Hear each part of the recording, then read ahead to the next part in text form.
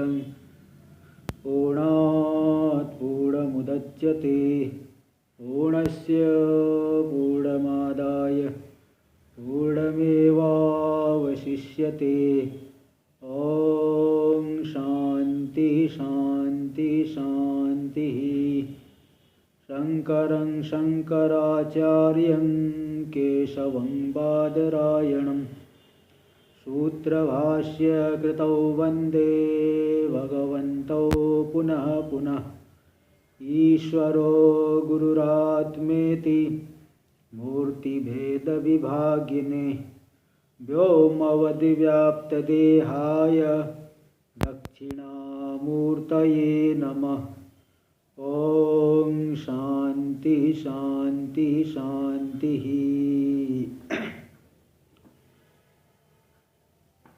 आध्यात्मिक कहानियाँ इस प्रवचन श्रृंखला के 12वें भाग में हम लोग प्रवेश कर रहे हैं। तो ये नए जिज्ञासुओं के लिए ये प्रवचन श्रृंखला आरंभ किया हूँ, ये बात कई बार बता चुका हूँ। अभी तक के भागों में स्पष्ट ये हुआ होगा कि आत्मा असंग है, असंगो ही अयम पुरुषः, बृहदारण्यक आदि उपनिषदों में आया है। आत्मा असंग है, तो अगर असंग है, उदासीन है, अद्वितीय है, तो फिर इस आत्मा में संसार रूपी बंधन कहाँ से आया? नाना प्रकार के दुख का अनुभव क्यों होता है जीव को? भाई सभी जीव यदि आत्म रूप है, आत्मा परमानंद रूप है, उसमें संसार कोई है ही नहीं, तो जीव को दुख का अनुभव क्यों होता है?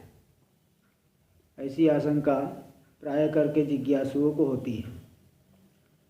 तो देखिए, जिज्ञासुओं को जितनी भी आशंका हो सकती है, सभी आशंकाओं का समाधान शास्त्र में बताया गया है। तो इसका उत्तर कि असंग उदासीन में संसार रूपी बंधन कहाँ से आया? तो कैवल्योपनिषद में 14वें मंत्र से वहाँ बताया गया है। स एव माया परिमोहितात्मा शरीरमास्थाय करोति सर्वं त्र्यन्नपानादि विचित्र भोगैः स एव जाग्रत् परितृप्तिमेति स्वप्ने स जीवः सुख दुःख भोक्ता स्वमायया कल्पित विश्वलोके सुषुप्ति काले सकले विलीने तमो विभूतः सुखरूपमेति पुनश्च जन्मांतर कर्म योगात् स एव जीव स्वपिति प्रबुद्धः पुरत्रये क्रीडति यश्च जीवस् ततश्चु जातं सकलं विचित्रम्। 3 मंत्रों में देखिए बातें बताई गई। क्या बताया गया? तो स एव माया परिमोहित आत्मा, वही जो असंग उदासीन जीव है, माया से परिमोहित स्वरूप वाला होकर के शरीरम आस्थाय, शरीर में ही अहंता करके, यही मैं मनुष्य हूँ, मैं पशु हूँ, मैं स्त्री हूँ, पुरुष हूँ, बालक हूँ, इस तरह से पूरी तरह से अभिमान करके जरा सा भी ये नहीं सोच पाता ज्ञानी जीव कि मैं इसको जानने वाला हूँ। तो शरीर में आस्था करके स्त्री, अन्न, पान, नाना प्रकार के विषयों से भोग को ही सब कुछ मानते रहता है। तो इस तरह से जागृत अवस्था में विविध विषयों से इंद्रियों के द्वारा अनुभव करके सुख दुख आदि पाता है, विषयों का अनुभव करके, और फिर वही सुषुप्ति अवस्था में चले गया। तो वहाँ भी जो है सूक्ष्म सृष्टि में अभिमान करके अज्ञान से वहाँ भी सुख दुख पाता है, नाना प्रकार के दुख का अनुभव करता है, नाना प्रकार के कष्ट, नाना प्रकार की समस्या। तो ये अपने माया से कल्पित इस संपूर्ण भुवन में सब जगह जो है वह दुख भी दुख पाता है। ये अपनी मूर्खता से ही पाता है, हर जगह समस्या। और फिर गहरी निद्रा में चले गया, तमो गुण से एकदम ढक जाता है, कुछ नहीं जान पाता। फिर जन्मांतर कर्म के योग से वही जीव प्रबुद्ध हो जाता है। इस तरह से 3 अवस्थाओं में घूमता हुआ नाना प्रकार के दुखों की प्राप्ति ही करते रहता है जीव। तो उस मतलब मूर्खता से ही नाना प्रकार की समस्या, नाना प्रकार के दुख मिलता है। इस विषय में एक दृष्टांत कहते हैं महापुरुष लोग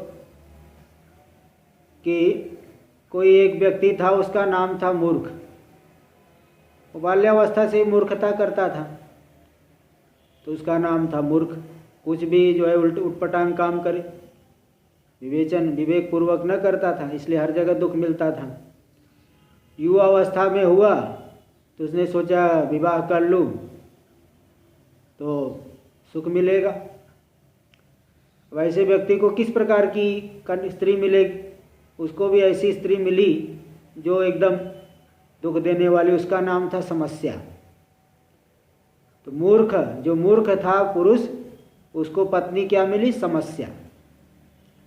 अब समस्या से वो ग्रस्त रहने लगा, नाना प्रकार के वो कष्ट देती थी उसकी पत्नी। तो बहुत जो है समझाता था, लेकिन वो भी उटपटांग कुछ काम करे और ये भी कुछ करे। ये जो है मूर्ख नाम का पुरुष समस्या नाम की पत्नी से बहुत पीड़ित हो रहा है। तो एक बार उसने बहुत डांटा, तो उसकी पत्नी जो समस्या है उसको छोड़ करके भाग गई। अब छोड़ के भागी तो ये सोचा कि अब क्या करूं, कहाँ जाऊं, कहाँ ढूंढूं, क्योंकि वो नहीं रहेगी तो फिर घर का कामकाज कौन करेगा। तो फिर वो पास में जंगल था, जंगल में ढूंढने के लिए गया। बहुत जो है ढूंढने लगा, ढूंढते ढूंढते घने जंगल में चले गया। तो वहाँ एक महात्मा जी मिले, बोले भाई क्या बात है, क्या नाम है तुम्हारा? बोला मेरा नाम मूर्ख है। क्या ढूंढ रहे हो, क्यों यहाँ आ गए? बोले मेरी पत्नी है समस्या, उस समस्या को ढूंढ रहा हूँ। तो महात्मा जी ने बोला भाई मूर्ख को समस्या क्या जंगल में ही मिलती है? मूर्ख तो कहीं भी रहे समस्या मिलेगी, चाहे जंगल में जाए, नगर में जाए, गांव में जाए। तो मतलब मूर्ख को हर जगह समस्या मिलती है, वो समस्या ही समस्या, ऐसा महात्मा जी ने बताया। ये वास्तव में यही बात है।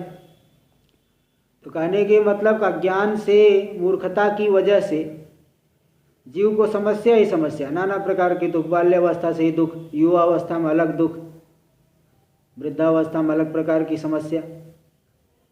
फिर पशु पक्षी पाप कर्म करेगा, पशु पक्षी योनि में जाए, वहाँ भी और समस्या। इस समस्या ही समस्या से ग्रस्त रहता है, तीनों अवस्थाओं में बहुत दुख पाता है। तब ये कैसे मुक्त हो? तो फिर ये तो बारंबार बताया हूँ कि आत्मा के जो स्वरूप को जानने का प्रयत्न करना चाहिए, संसार का विवेचन अवश्य करना चाहिए।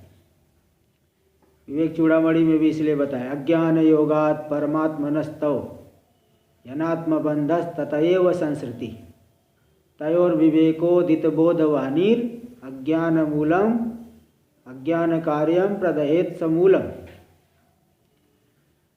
हे शिष्य, अज्ञान के योग से तुम परमात्मा रूप हो, तो भी अज्ञान के योग से तुम्हें संसार की प्राप्ति हो रही, अनात्म रूपी बंधन मिल रहा है, दुख मिल रहा है।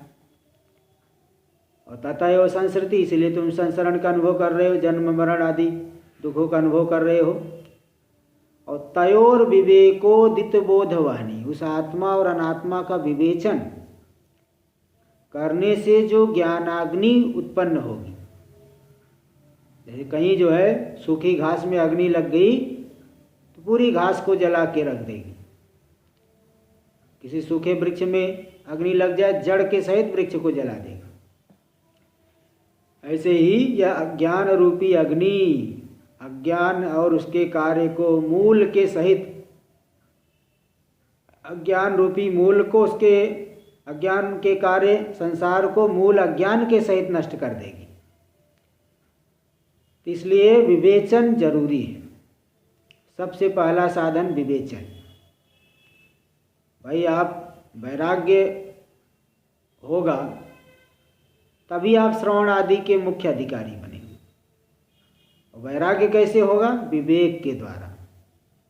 हमेशा साधक को विवेचन करते रहना चाहिए, नित्य क्या है, अनित्य क्या है, किस चीज़ को करने से हमें सुख मिलेगा, वास्तविक सुख मिलेगा, वास्तविक सुख कहाँ है और कौन से सुख है जो क्षणिक है, वासनाओं को बढ़ा रहे हैं।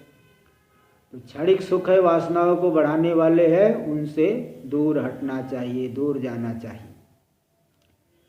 तो इस तरह से विवेचन आदि जब करेगा तभी जो है वैराग्य उसके अंदर स्फुटित होगा। इसलिए सदा सत्पुरुषों का संग करते रहना चाहिए, शास्त्र की बातों को सुनते रहना चाहिए, श्रवण करते रहना चाहिए। अपनी बुद्धि से कोई भी इस समस्या से दूर नहीं हो सकते। जैसे कोई बहुत घातक बीमारी है तो डॉक्टर के पास जाना ही पड़ेगा। अब बताओ इस अज्ञान से जनित संसार, इससे बढ़कर के घातक बीमारी क्या हो सकती है।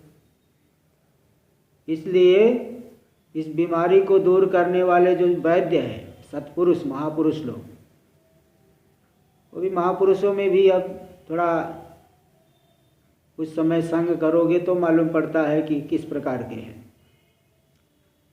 तो जो सत्पुरुष है, विवेक वैराग्य वाले हो, ज्ञान वैराग्य से युक्त हो, ऐसे महापुरुषों की सन्निधि में, इसलिए शास्त्र में श्रोत्री ब्रह्मनिष्ठ कहा गया है। तो ऐसे जो उत्तम महापुरुष की सन्निधि में रह करके इस ग्रंथि का भेदन करने का प्रयत्न प्रत्येक साधक को करना चाहिए।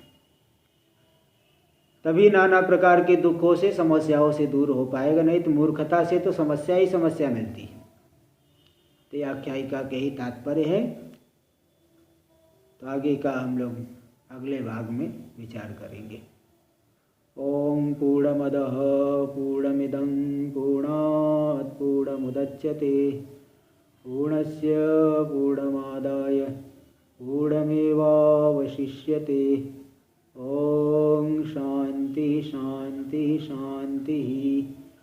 शंकरं शंकराचार्यं केशवं बादरायणं सूत्रभाष्य कृतौ वंदे भगवन्तौ पुनः पुनः। ईश्वरो गुरुरात्मेति मूर्तिभेदविभागिने व्योमवद्व्याप्तदेहाय दक्षिणामूर्तये नमः। ओम शांति शांति शांति।